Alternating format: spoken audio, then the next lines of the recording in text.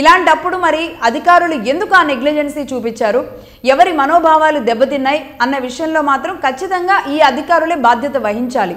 ఎంత బిజీ స్కెడ్యూల్లో ఉన్నప్పటికీ కూడా వచ్చిన వాళ్ళకి కాస్త గౌరవ మర్యాదలు ఇవ్వడం అనేది కనీస సాంప్రదాయం. అలాంటి చోట మరి ఆ సాంప్రదాయాన్ని వాళ్ళు పాటించకపోవడమే ఇక్కడ పెద్ద సమస్య ఒకటి.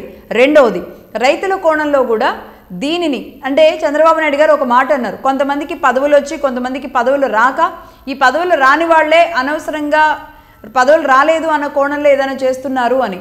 బట్ ఇది మాత్రం ఇక్కడ నేను చంద్రబాబు నాయుడు గారు అన్న దాంట్లో 50-50 ఏకీభవించవచ్చు. రైతులు నిజానికి అంత స్వార్థంతో పదవుల కోసం ఉంటారు అనేది మాత్రం 100% అసత్యం. చాలా కొద్దిమంది, ఇంకా కొద్దిమంది ఉండొచ్చు. అమరావతి కోసం త్యాగం చేసిన వాళ్ళైతే అసలు పదవుల గురించి, నిజంగా అమరావతి కోసం ఉన్న రైతులు పదవుల కోసం ఆశించలేదు.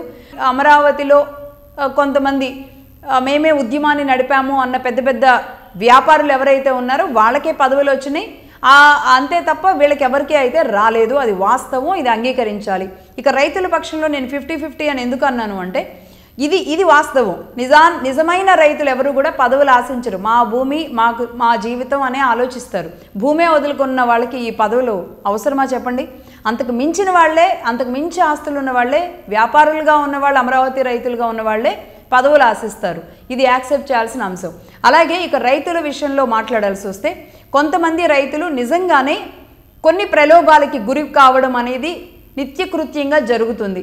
ఎవరో చెప్పే మాటలకి లొంగిపోయినా, ఏదో అంటారు కదా, చాడీలు చెప్పే మాటలకి మహిళలో లేదంటే కుటుంబాల్లో అటువైపుగా తిరిగే ప్రయత్నాలు చేసినా మొత్తానికి రాష్ట్రం మీద ఎవరి భస్మాసుర హస్తం పెట్టుకున్నట్టే. అది మీ తల మీద మీరు పెట్టుకోవడమే కాదు, ఈరోజు రాష్ట్రం మీద భస్మాసుర హస్తం పెట్టినట్టే. కాబట్టి మరి రైతులు కూడా ఒకంత గుంబనంగా ఇప్పటి వరకు తమ బాధల్ని కడుపులో పెట్టుకొని ఒక ఉద్యమ రూపంగా, ఉద్యమ శక్తులుగా ఎలా మారారో, ఈరోజు ఒక సమస్య వచ్చినప్పుడు కడుపులో పెట్టుకోవడం కూడా ఉద్యమం లాంటిదే.